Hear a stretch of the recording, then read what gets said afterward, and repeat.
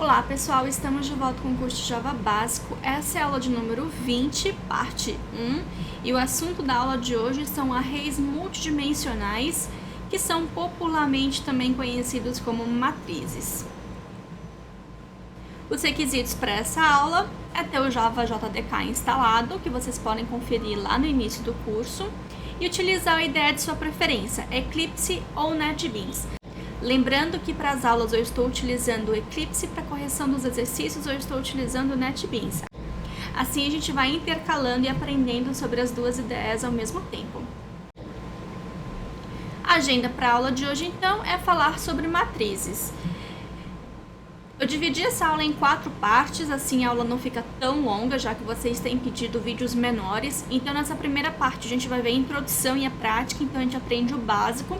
Na segunda parte a gente aprende sobre manipulação de matrizes, como imprimir uma matriz na tela, que vai ser bem útil depois para a gente poder fazer os exercícios. Na parte 3 a gente vê uma matriz que é um pouquinho mais complicada, que é a matriz de 3 dimensões, que é como se a gente trabalhasse com um cubo. E na parte 4 a gente vê sobre matrizes irregulares. Bem, o que é a matriz então? Na aula passada, a gente aprendeu sobre vetores, que no Java a gente chama de arrays, né? Então, um array é uma lista ordenada de N elementos. Então, nós temos o primeiro elemento, o segundo elemento, o terceiro elemento e assim vai. Com a matriz, ao invés de trabalhar com uma lista, nós vamos trabalhar com uma tabela, né? Que já vai ser uma tabela de dimensões N vezes M, como se fosse um plano cartesiano, X e Y. E as matrizes também são conhecidas como array de arrays. Calma que nós vamos ver tudo isso na prática e aí a teoria fica muito mais clara. Vamos voltar para um problema. Quando a gente estudou vetores na aula passada, a gente tentou, por exemplo, nós tínhamos o exemplo de eu quero guardar a temperatura de todos os dias por um ano. Então, como é que a gente ia fazer? A gente ia declarar 365 variáveis, uma para cada dia do ano? Não ficava muito legal. Então, a gente viu que a solução para esse problema era utilizar um vetor. Assim, era uma estrutura de dados em que a gente consegue guardar N elementos. Aqui a gente volta para um problema bem parecido. Só que agora a gente quer armazenar 4 notas, né? Digamos que um aluno, para ele poder passar de ano, né? Ele faz várias provas. Só que nós temos as notas bimestrais. Então, no ano, nós temos 4 notas bimestrais. Então, a gente quer armazenar essas 4 notas de um aluno. A gente fez exercícios sobre isso, né? Quem fez os exercícios da lista de vetores já sabe como que a gente resolve esse problema para um aluno, né? Então, a gente guarda 4 notas de um aluno em um vetor, mas agora a gente quer guardar as 4 notas de 30 alunos. Então, como é que a gente vai fazer isso? Será que a solução é declarar um vetor para cada aluno? Mas aí o problema fica meio esquisito, né, gente? Porque pode ser que esse ano você tenha 5 alunos, pode ser que ano que vem você tenha 10 alunos, pode ser que no outro ano você tenha 30 alunos, e aí você vai ter que mudar sempre o seu programa para poder guardar as X notas, né, as 4 notas de X alunos. Não faz muito sentido. Então, essa aqui não é a melhor solução, né? A melhor solução não é ter um vetor de aluno declarado para cada aluno. Qual que seria a solução então, Loiane? A gente volta para aquele desenho do Excel. Na aula de vetores, a solução foi guardar, né, as temperaturas em um Excel. Só que naquele caso, a gente só guardava na primeira linha e utilizava as colunas para cada posição do vetor. No caso de matrizes, a gente expande um pouco mais esse Excel. Então, para cada, né, a gente utiliza uma linha para cada aluno e uma coluna para cada nota. Desse jeito, nesse caso da figura, nós temos 5 alunos e 4 notas. E é claro que você poderia fazer o contrário também, utilizar as linhas para as notas e as colunas de aluno. Aí vai do gosto pessoal de cada um. Mas para esse caso aqui, a gente está utilizando cada linha do Excel para um aluno e cada coluna do Excel para uma nota. Então, é muito mais fácil porque a gente já está acostumado a trabalhar com Excel, né? Então, a solução aí é utilizar uma tabela. E é exatamente isso que é uma matriz. A matriz é uma tabela. Então, olha, note que nessa primeira linha nós temos aí 10, 7, 8, 9,5. Essas são as notas do primeiro aluno, o aluno da posição 0. Lembrando que em vetores e arrays no Java, a primeira posição sempre é a posição 0. Então, para o primeiro aluno, que é a linha 0, a primeira nota nós temos 10, a segunda nota nós temos 7, a terceira nota nós temos 8 e a quarta nota nós temos 9,5. Ou seja, a posição da linha 0, da coluna 0 é 10, da linha 0, coluna 1 é 7, linha 0, coluna 2 é 8, linha 0, coluna 3 é 9,5. E assim a gente pode também fazer para os outros alunos. Para o aluno na segunda posição para o aluno da segunda posição para o aluno na segunda linha. Então nós temos posição 1, a primeira nota, coluna 0, 9. Linha 1, coluna 1, 8. Linha 1, coluna 2, 7. Linha 1, coluna 3, 9. Não sei se vocês estão percebendo, mas é como se cada linha funcionasse como um vetor. Então, é por isso que a gente fala que uma matriz é um vetor, é um array multidimensional. Então, é como se fosse um vetor de vetores, né? Então, nós temos o vetor 0 com 4 posições, nós temos o vetor 1 com 4 posições, nós temos o vetor 2 com 4 posições e assim em diante. Agora, como é que a gente traduz isso para o Java, né? Acho que essa questão de colocar no Excel, colocar numa tabela facilita bastante. Mas o que a gente está interessado aqui é código, né? Então, a gente quer traduzir isso para o Java. Então, para o Java, lembre que para vetor a gente utilizava colchetes, né? Abre e fecha colchetes para determinar que era um vetor.